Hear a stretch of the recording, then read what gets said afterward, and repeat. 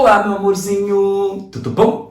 Quero falar com você sobre o Romanceiro da Inconfidência, de Cecília Meirelles. Trata-se de um livro riquíssimo em que Cecília Meirelles jogou muito de seus estudos e também muito de sua paixão. Ela se inspirou a escrever esse livro quando fez uma viagem para Ouro Preto, a tal da Vila Rica dessa história, e ela acabou captando a energia que ficou ali no ambiente, energia referente a todos os acontecimentos da Inconfidência Mineira. Por aí você já pode captar uma característica desta obra que vincula a poeta Cecília Meirelles ao seu caráter neossimbolista, que já estava em outros livros dela, né? Essa coisa de captar a energia, né? Captar a sensação do ambiente, essa coisa meio que mística. Ainda assim, apesar de toda essa coisa que você pode chamar de esotérica, de mística, sei lá, o livro ele apresenta uma matéria histórica. Você vai se lembrar, a Inconfidência Mineira está ligada ao quê? Na história do Brasil, ao ciclo da mineração. Você se lembra que naquela época os portugueses não tinham se tocado que o ouro não é um recurso renovável. Então se produziu muita riqueza alguns anos antes. Na época em que se passa a Inconfidência Mineira, o que acontece? O ouro já não rende tanto. Ainda assim, Portugal exigia ser abastecido de uma quantidade de riqueza. Por isso que instituiu essa cota anual de 100 arrobas.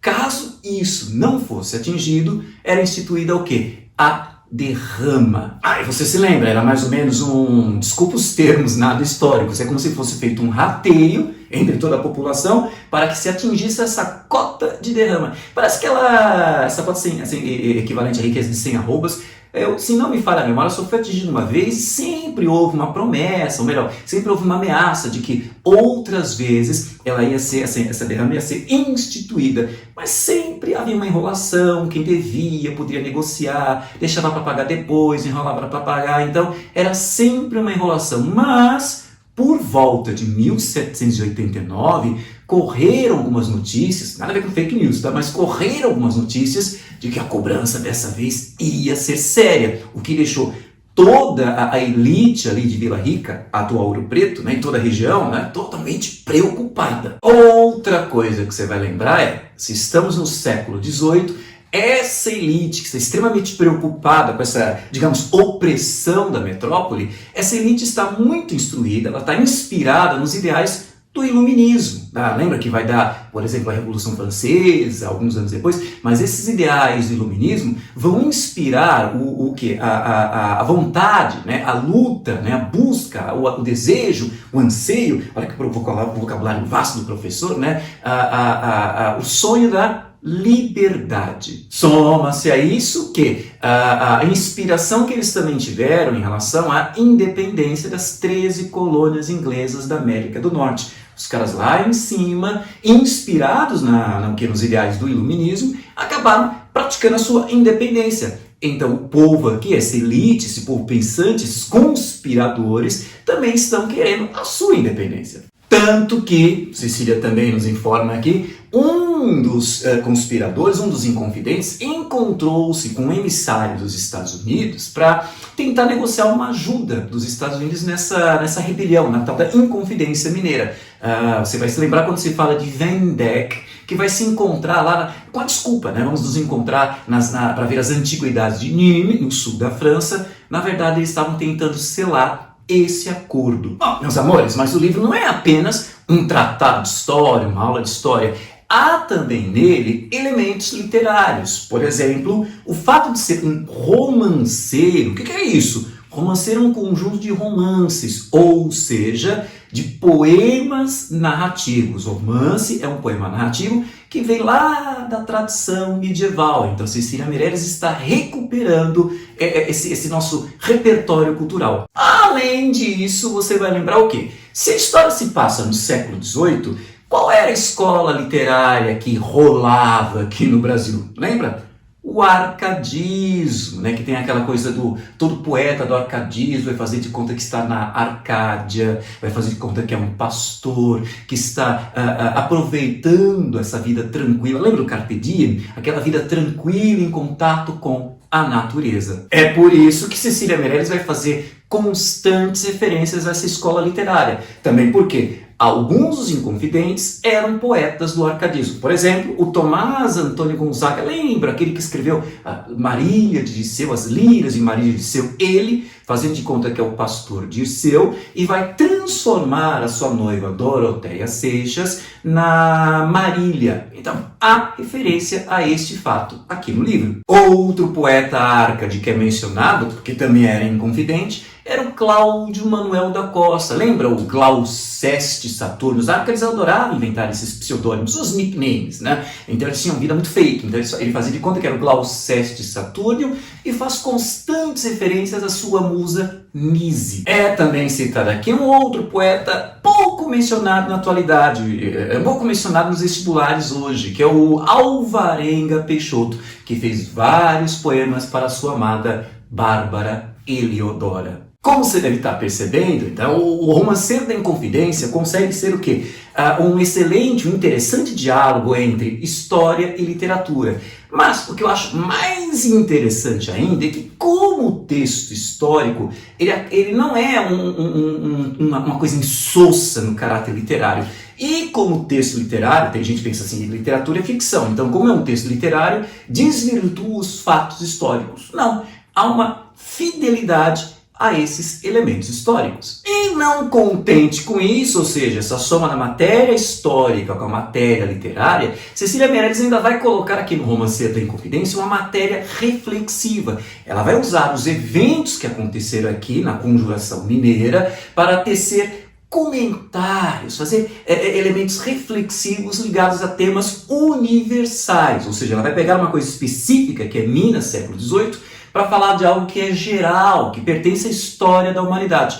Uma delas é a questão da efemeridade. Olha que interessante, os Inconfidentes foram considerados traidores no século XVIII, no século XIX transformam-se em heróis nacionais, tanto que se cria um feriado em homenagem a eles, e hoje, 2000 e tanto, século XXI, né? O que acontece? Ninguém mais, tem um monte de gente que nem lembra que feriado é esse. Você lembra que feriado é esse em que se comemora, em que se lembra a Inconfidência Mineira? Se você não respondeu 21 de abril, dia de Tiradentes, eu vou puxar sua orelhinha. Outra reflexão que é constante aqui no Romanceiro da Inconfidência é sobre a matéria de que é feita a história, né? A gente vai lembrar sempre, a história é feita de heróis, de idealistas, de sonhadores, mas a Cecília Meirelles também faz questão de lembrar que ela é feita também de covardes, de medíocres, de traidores, de gente marcada pela pusilanimidade. Mas que palavra é essa? Uma palavra que ela usa constantemente, que quer dizer o quê? Fraqueza de caráter. Grandes sonhos comprometidos, impedidos, atrapalhados por gente medíocre. Tá vendo? Isso não é apenas algo ligado à Inconfidência Mineira. Aconteceu na Inconfidência Mineira, mas é algo que pertence ao caráter, à história da humanidade. E toda essa mistura da matéria histórica, da matéria literária, da matéria reflexiva, Cecília Meirelles vai apresentar de uma forma lírica. Para entender um pouco desse jogo, dessas diferentes matérias, eu queria que você visse aqui, acompanhe a análise que foi feita de um dos poemas, de um dos romances, que é o romance 11, do Punhal e da Flor. Enfim, o Romanceiro da Inconfidência é dividido em 5 partes. A primeira nós vamos chamar de preliminares. Nesta parte, a Cecília Meirelles ela vai falar dos elementos que antecederam a Inconfidência Mineira. Podemos ver, por exemplo, o surgimento de Minas, a descoberta do ouro, né? Um monte de gente correndo para lá para aproveitar essa riqueza e como vai crescendo toda essa região de Ouro Preto, Tijuco, Sabará, São João del Rei, toda essa região que cresceu ao redor da mineração. É aqui que Cecília Meirelles recupera algumas histórias que fazem parte do repertório cultural dessa região. Uma delas é a famosa Chica da Silva, a negra, que se uniu, que se casou, vamos dizer que se casou mesmo, porque já havia uma união estável, né, com o contratador Fernandes, e ela acabou até, graças ao amor, né, ela acabou até tendo mais poder, mais respeito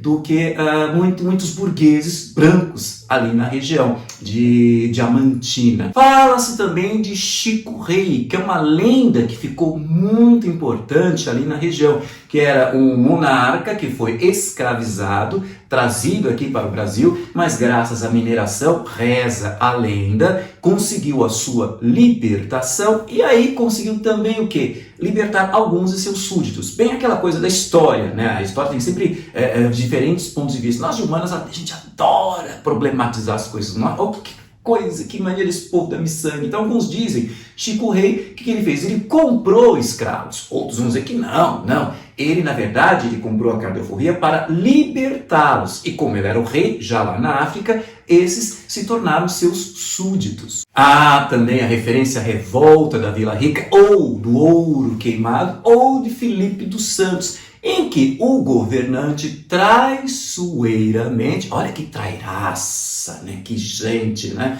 Prometeu que não ia atacar só porque ele percebia que não tinha força, mas na trairagem derrotou todo aquele povo, mandou queimar tudo. O interessante é que essa revolta parece uma premonição da Inconfidência Mineira. Quer dizer, premonição para o quê? Para aquele clima neossimbolista. Mas se você fosse apegar a visão histórica, você vai perceber que, na verdade, era todo um contexto de animosidade, sabe, esse conflito que já estava latente entre o pessoal de Portugal, os reinóis, os caras da metrópole, e a elite aqui no Brasil, no caso, a elite mineira. Então, já esse episódio revela um contexto que vai se estender até a Inconfidência Mineira. A segunda parte se dedica a falar do quê? Da conspiração, da preparação, do planejamento às escondidas da Inconfidência Mineira. E é nela que você começa a perceber a figura de Tiradentes começando o quê? A ser elevada, que é o plano de mito e ao mesmo tempo de mártir, por ser o seu grande idealista. Enquanto os outros tinham razões para defender a Inconfidência, porque estavam percebendo que iam perder muito dinheiro e iam sofrer economicamente, Tiradentes não. Ele estava movido pelo ideal de liberdade. No entanto, a Inconfidência foi delatada. Quer dizer, eles planejavam, no momento da derrama, eles planejavam ver o quê? Uma rebelião, o povo ia mergulhar nessa rebelião, mas os coitados foram delatados. E aí o que acontece? Vai haver um conjunto de condenações, as punições, todo mundo é preso, passa a ser julgado. E aqui, nesta terceira parte, o que acontece? A gente fica sabendo da morte de Cláudio Manuel da Costa. Aparece enforcado na prisão. Detalhe, em circunstâncias muito estranhas. Suicídio?